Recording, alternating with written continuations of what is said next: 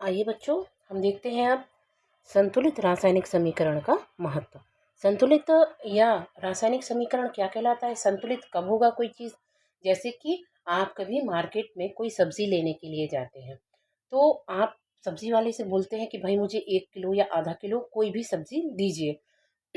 वो क्या करता है? सबसे पहले तराजू उठाता है, अपना बाट उठाता है 1 किलो वाला, और उसको एक साइड रखता है और दूसरी साइड उसको सब्जी रखनी होती है। तो अगर सब्जी उतनी चढ़ा दी है कि दोनों साइड बराबर हो गए हैं, एक जैसे हो गए हैं, बराबरी पर आ गए हैं, इसका मतलब कि सब्जी जो है वो 1 किलो हो चुकी है। और अगर मान लीजिए बांट वाला साइड नीचे है, सब्जी वाला साइड ऊपर है, तो इसका मतलब है अभी इस पर और सब्जी चढ़ जाएगी, अभी वो संतुलित नहीं है। इसी प्रकार से जब हम किन्हीं रासायनिक समीकरणों को संतुलित करने के लिए देखते हैं, तो उनके अगर दोनों साइड मीन्स अभिकारक साइड प्लस उत्पाद साइड, दोनों साइड अगर बराबर परमाणुओं की संख्या है, तभी वो समीकरण जो है वो संतुलित है। और अगर मान लीजिए कि अगर दोनों के परमाणुओं की संख्या में अंतर है, तो वह समीकरण संतुलित नहीं है, बराबर नहीं है। तो इसको हमको बराबर करना होता है। तो आइए देखते हैं, आप लोगों ने द्रव्यमान संरक्षण का नियम पहले अपन इसको क्लास 9th में पढ़ चुके हैं, जिसका आपने 9वीं कक्षा में अध्ययन किया था। किसी भी रासायनिक अभिक्रिया में द्रव्यमान का ना तो निर्माण होता है और ना ही उसे नष्ट किया जा सकता है। उसका ना तो विनाश होगा और ना ही उसे हम नया बना सकते हैं। अर्थात किसी भी रासायनिक अभिक्रिया में उत्पाद तत्वों का कुल द्रव्यमान जितना होगा, उसके बराबर ही अभिकारक तत्वों का द्रव्यमान भी होगा। जब दोनों बराबर होंगे तभी जो है वो समीकरण हमारा संतुलित होगा। दूसरे शब्दों में अगर हम देखें इनको बहुत सरल भाषा में, कि रासायनिक अभिक्रिया के पहले एवं उसके पश्चात प्रत्येक तत्व के परमाणुओं की संख्या समान रहती है। सभी दोनों साइड के तत्व के परमाणुओं की संख्या एक जैसी होगी। इसलिए हमें कंकाली समीकरण जो होता है को संतुलित करना आवश्यक होता है, जो कि आगे हम बनाएंगे। वो समीकरण बराबर होना आवश्यक है। और रासायनिक समीकरण को संतुलित करना है, तो आइए हम रासायनिक समीकरण को चरणबद्ध संतुलित करना सीखते हैं कि किस प्रकार हम दोनों साइड को बराबर रख सकते हैं। जैसे कि हमने एक चीज़ जिंक, जिंक को किस संकेत से प्रदर्शित करते हैं? आपको बता दें, जिंक होता है Zn, Zn प्लस। इसमें है सल्फ्यूरिक अम्ल, सल्फ्यूरिक अम्ल को किससे प्रदर्शित करेंगे? H2SO4 से। अब बना हुआ ये तो हो गए हैं अभिकारक, अगर हम देखें तो ये अभिकारक हैं। अब इसके बाद इससे जो उत्पाद बनेगा वो क्या बनेगा? ये बनेगा हमारा ZnSO4 प्लस, बचता क्या है? हाइड्रोजन। तो हाइड्रोजन गैस बाहर निकल जाती है। ये हमारा सूत्र। जैसे कि यहाँ शब्द रूप में ये समीकरण दिया हुआ है कि जिंक को सल्फ्यूरिक अम्ल से जब अभिक्रिया मिलाया जाता है या अभिक्रिया कराई जाती है, तो बनने वाला पदार्थ बनेगा जिंक सल्फेट, प्लस इसमें से हाइड्रोजन जो है जो वो बाहर निकल जाएगी। अब अगर हम इसको समीकरण के रूप में देखना चाहें, तो मैंने आपको जैसा समझाया है भी वो भी ठीक है, और अगर आप अलग से इस बुक से ही देखना चाहते हैं तो बुक में भी आप देख सकते हैं। जिंक को प्रदर्शित करते हैं, जिंक का संकेत है Zn, ये है आपका Zn। सल्फ्यूरिक अम्ल, ध्यान रखिए इन समीकरणों को, इन संकेतों को आपको याद करना है। सल्फ्यूरिक अम्ल H2SO4, ये हमारा हो गया है सांद्र सल्फ्यूरिक अम्ल। अब बनने वाला पदार्थ क्या बना है यहाँ पे? जिंक सल्फेट, यानी Zn यहाँ लिखा जाएगा, और उसके बाद इसमें से क्या ले लिया जाएगा? SO4, ZnSO4, देखिए ये यही है, प्लस अब इसमें बचा हुआ क्या है? अब इसमें बचा हुआ है H2, यहाँ आ जाएगा H2। तो इस प्रकार से अब हम देखें, अगर यहाँ Zn कितना था, आगे इसमें एक सारणी भी आपको दी गई है जिसमें आपको ये बताया जाएगा कि Zn या जिंक कितना था। आइए उस दोनों की भी हम तुलना कर लेते हैं। Zn या जिंक कितना था? LHS में, LHS मतलब लेफ्ट हैंड साइड में 1 था, H कितना था, H मीन्स हाइड्रोजन 2 थे LHS साइड में, S या S कितना था, 1 था। इसके बाद O ऑक्सीजन कितना था, 4 था। ठीक है। नेक्स्ट साइड, दूसरी साइड RHS साइड, जो हमें उत्पाद साइड देखना है वो है RHS साइड। तो यहाँ बना हुआ पदार्थ में Zn कितना है, 1 ही है। H कितना है, 2 है। S कितना है, 1 है। और O कितना है, 4 है। दोनों की संख्या देखिए, यहाँ O 4 है, यहाँ भी 4 है, यहाँ S 1 है, यहाँ भी S 1 है, यहाँ H 2 है, यहाँ भी 2 है, और यहाँ Zn 1 है, जिंक 1 है, यहाँ भी जिंक 1 ही है। तो बच्चों आप देखेंगे कि जब दोनों की परमाणुओं की संख्या बराबर है तो इसका मतलब क्या है कि हमारा जो दिया गया समीकरण है ये पूरी तरीके से कैसा है, संतुलित है या बैलेंस्ड है। आप देखेंगे कि हमारा समीकरण कैसा हो गया है, संतुलित पहले से ही है, तो हमको इसको और अधिक संतुलित करने की ज़रूरत नहीं है। हम सीधा सीधा इसको ऐसे का ऐसा ही लिख सकते हैं। तो आप चाहें तो इस प्रकार से भी बना के देख सकते हैं, और अगर आप चाहें तो अलग एक चार्ट बना के दोनों साइड का अलग अलग कर सकते हैं। ये समीकरण चूंकि बैलेंस्ड है इसलिए हम इसको ऐसे का ऐसा ही लिखेंगे। नेक्स्ट हमारा है Fe, जो हम अगला देखेंगे। अब इसको हमको संतुलित करना पड़ेगा या नहीं, ये हम आपको देख के बताते हैं। ये है अपना Fe, यानी आपका आयरन, H2O आयरन को पानी के साथ मिलाया गया, it is equal to Fe3O4 plus H2, ये बाहर निकला है। अब हम इसमें देखें कि Fe कितना है, Fe 1 ये है, यहाँ Fe कितना है, 3 है।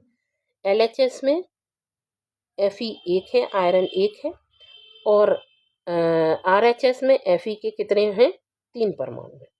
इसी प्रकार से अगर हम यहाँ देखें O कितना है, 1 है, यहाँ O कितना है, 3 है। नेक्स्ट यहाँ O 4 है। इसके बाद यहाँ H2 को देखें या H को देखें तो यहाँ 2 है और यहाँ भी 2 है। हाइड्रोजन हमारा अभी फिलहाल में बराबर है, लेकिन अगर हम इसमें कुछ चेंजेस करेंगे तब हमारा ये समीकरण जो है वो सही तरीके से संतुलित हो पाएगा। तो हम इसमें क्या कर सकते हैं, आइए देखते हैं। Fe, अब हम पहले चरण में हमको जो ज़्यादा वाला है, ज़्यादा परमाणुओं का, सबसे पहले हमको इसको लेना है, संतुलित करेंगे। देखिए आगे बढ़ते हैं, वही टेबल हम फिर से बना लेंगे जैसा अपन ने ऊपर बनाया था। LHS साइड में Fe या आयरन कितना है, 1 है। H कितना, हाइड्रोजन कितना है, 2 है। ऑक्सीजन कितना है, 1 है। RHS साइड जो उत्पाद साइड है उस साइड Fe 3 है, H 2 है और ऑक्सीजन 4 है। तो यहाँ अंतर किस किस में है, Fe में है और O में है, 2 में है परिवर्तन, बाकी हमारा हाइड्रोजन जो है वो बराबर है। लेकिन जब हम इसको संतुलित करेंगे तो हमें कुछ ना कुछ हाइड्रोजन में भी परिवर्तन करना पड़ेगा, ताकि हमारा जो सूत्र है वो समीकरण जो है वो हमारा संतुलित हो जाए। तो इसको हमको करने के लिए ज़्यादा कुछ भी नहीं करना है आपको। इसमें आपको सीधा सीधा सबसे पहले नंबर प्रारंभ में हम किसको लेंगे, अगर हम स्टेप बाय चलेंगे तो आप ज़्यादा अच्छे तरीके से नहीं समझ पाएंगे और ना ही आपको उतना अच्छा तरीके से समझ आएगा। आपको डायरेक्ट बता देती हूँ कि इसमें आपको क्या करना है और क्या नहीं। देखिए यहाँ Fe कितना है, 3 है, और H2O, यहाँ हमको सबसे पहले क्या करना पड़ेगा, H2 हाइड्रोजन के अणुओं की संख्या बढ़ानी पड़ेगी। इसके बाद हमको Fe की संख्या भी बढ़ानी पड़ेगी इसके अकॉर्डिंग। तो हमें सबसे पहले किसकी संख्या को बढ़ाना है, यहाँ Fe3 है, यहाँ H2 है, तो हमें सबसे पहले हमको हाइड्रोजन की संख्या को बढ़ाना है। तो हाइड्रोजन की संख्या को बढ़ाने के लिए हमको क्या करना पड़ेगा, हमें इसके प्रारंभ में ही कितना ऐड कर देना पड़ेगा, 4। ये अभी थोड़ा 1 है, हमको इसमें यहाँ इसके लेवल से लेके आना है, तो इसके लिए हमको इसको यहाँ 4 करना पड़ेगा, तब ये हम इसके लेवल पर ला पाएँ, क्योंकि यहाँ O की संख्या भी बढ़ी हुई है ऑक्सीजन की। तो यहाँ अगर हम 4 कर देंगे तो इन परमाणुओं की संख्या कितनी हो जाएगी, 4 × 2 कितना हो जाएगा, 8 हो जाएगी। आइए देखते हैं इसको। सबसे पहले हमने इसमें यही किया है कि हम गुणांक कर देंगे यहाँ हाइड्रोजन के साथ। तो हाइड्रोजन के कितने परमाणु कर देंगे हम? 4। ये देखिए हमने हाइड्रोजन में 4 परमाणुओं को ऐड कर दिया है। 4 × 2 = 8। यहाँ क्या है, यहाँ भी हमको संख्या को बढ़ाना पड़ेगा उस सामने वाले के अकॉर्डिंग, क्योंकि H कितना है? 8 हो गया है। अब H हमारे 8 हो गए, हाइड्रोजन 8 हो गए हैं। अभी हमने हाइड्रोजन में केवल परिवर्तन किया है। अब हम इसको संतुलित करने के लिए ये वाले हाइड्रोजन में भी 4 ऐड करेंगे। साथ में यहाँ Fe कितना है, क्योंकि हमें इसको संतुलित करना है इस वजह से, तो इसको हम यहाँ पे आयरन के आगे भी 3 लिख देंगे। अब हमारा आप संख्या मिला सकते हैं, कितना हो गया है? Fe3, 3 इधर है, 3 इधर है, देखें यहाँ भी 3 हो गया है। यहाँ H 4 × 2 8 हो गया है। ऑक्सीजन एक ही है अभी। यहाँ पे 4 × 2 8, हाइड्रोजन कंप्लीट हो गया है हमारा। अब बचा है हमारा ऑक्सीजन। ऑक्सीजन यहाँ कितना है? 4 है। यहाँ भी ऑक्सीजन अब 4 हो चुका है, क्योंकि ये सभी के साथ अप्लाई होगा, ना कि केवल H के साथ। 4H2O, इसका मतलब O के साथ भी 4 हुए। अभी हमारा ये सूत्र समीकरण जो है ये पूर्ण रूप से बैलेंस हो चुका है। आइए इसको भी देख लेते हैं।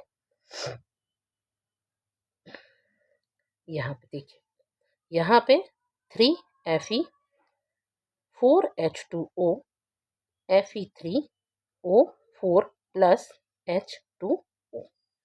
अब हमको इसमें कुछ भी नहीं करना है, हमारा ये समीकरण जो है ये पूरी तरीके से संतुलित हो चुका है। अगर आपको इसको एक बार पढ़ना है दोबारा से, और अगर कोई चीज़ समझ ना आए तो आप मुझे कमेंट में लिख सकते हैं, मैं आपको इसको दोबारा से समझा दूंगी और इसका वीडियो आपको दे दूंगी। नेक्स्ट हमारे हैं भौतिक अवस्थाओं के संकेत लिखना। भौतिक अवस्थाओं मीन्स कि पदार्थ जो है वो लिक्विड है, सॉलिड है, या गैस है, या एक्वस है। ये हमें सेमी सॉलिड है, कैसा है, तो ये हमें उस अवस्था के साथ भी लिखना कभी कभी ज़रूरी हो जाता है। अगर ज़रूरी है तो हमको उसको लिखना पड़ेगा, और अगर मान लीजिए ज़रूरी नहीं है तो हम उसको छोड़ भी सकते हैं। तो समीकरणों के साथ, जैसे अभी अपन ने जो समीकरण बनाया उसमें जो आयरन है वो सॉलिड होगा, तो हम उसमें सॉलिड लिख देंगे। 4H2O गैस होगा, गैस G लिख देंगे। It is equal to Fe3O4, ये सॉलिड होगा, और H4H2 ये गैस रूप में होगा, तो हम इसमें G लिख देंगे। अब इसको हम देख लेते हैं एक बार। ऊपर लिखे हुए संतुलित समीकरण की सावधानी से जांच करते हैं तथा क्या समीकरण से हमें अभिकारकों तथा उत्पादों की भौतिक अवस्था, मतलब वो जैसा मैंने आपको भौतिक अवस्था का मतलब वो सॉलिड है, ठोस है, द्रव है, गैस है, या सेमी सॉलिड है, क्या है वो, तो इस चीज़ का ज्ञान हो पा रहा है क्या? हम जान सकते हैं इनको? तो अभी फिलहाल अपन ने केवल उनको संतुलित किया है, अभी इस बारे में हमने कोई चर्चा नहीं की है। इस समीकरण से उनकी भौतिक अवस्था की कोई जानकारी नहीं है। रासायनिक समीकरण को अधिक सूचनापूर्ण बनाने के लिए अभिकारकों का उत्पादों के रासायनिक सूत्र के साथ उनकी भौतिक अवस्था को भी दर्शाया जाता है। अभिकारकों तथा उत्पादों के गैस, द्रव, जलीय तथा ठोस अवस्थाओं को क्रमशः GI, AQ और S से दर्शाया जाता है। अभिकारक या उत्पाद जब जल में घोल के रूप में उपस्थित होता है तब उसके आगे हम AQ लिखते हैं। अब संतुलित समीकरण 1.9 इस प्रकार लिखा जाएगा। जो आयरन है वो ठोस अवस्था में तो S लिख दिया है, H2O गैस अवस्था में है G लिख दिया गया है, Fe3O4 सॉलिड अवस्था में, ठोस अवस्था में S लिख दिया गया है, और 4H2 गैस अवस्था में लिख दिया गया है।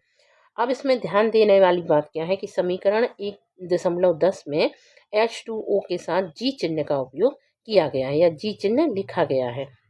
यह दर्शाता है कि इस अभिक्रिया में जल का उपयोग भाप के रूप में किया गया है। जो जल है वो भाप के रूप में लिया गया, इसी वजह से इसको गैस लिखा गया है। अगर ये लिक्विड अवस्था में लिखा जाता या लिक्विड अवस्था में लिया जाता तो इसके आगे L लिखा जाता।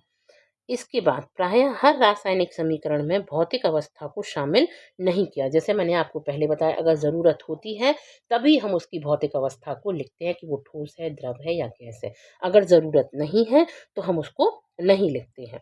अब इसके बाद प्रायः हर रासायनिक समीकरण में भौतिक अवस्था को शामिल नहीं किया जाता है, यह जब तक कि आवश्यक ना हो। कभी कभी अभिक्रिया की परिस्थिति जैसे कि ताप, दाब, उत्प्रेरक आदि को भी तीर के ऊपर, अगर उसमें कोई उत्प्रेरक लगा है, जैसे कि हम प्रकाश संश्लेषण की क्रिया में लिखते हैं तीर के ऊपर कि उसमें क्लोरोफिल भी होता है, साथ में सूर्य का प्रकाश भी जा रहा है, तो इन सब की उपस्थिति अगर हमको दिखानी है तो हम वो तीर जो लगाते हैं उसके ऊपर और नीचे लिख देते हैं कि ये चीज़ों का होना आवश्यक है। जैसे कि यहाँ पे दिया हुआ है, आप देख सकते हैं कि 6CO2 जो कि सेमी सॉलिड एक्वस अवस्था में है, प्लस 12H2O पानी जो कि लिक्विड अवस्था में है, और जो मार्क किया गया है उसके ऊपर लिखा गया है सूर्य का प्रकाश और नीचे लिखा गया है क्लोरोफिल।